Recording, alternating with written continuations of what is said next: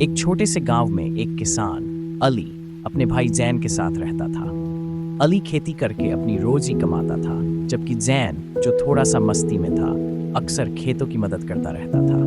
एक दिन अली ने सोचा कि वह काफी ज्यादा काम करके ज्यादा पैसे कमा सकेगा। जैन ने कहा, भाई, जिंदगी सिर्फ काम नहीं होती, हमें थोड़ा वक्त अपने लिए भी रखना चाहिए।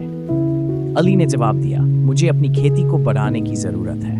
अगर मैं काम करूं तो हमारी जिंदगी कैसे चलेगी?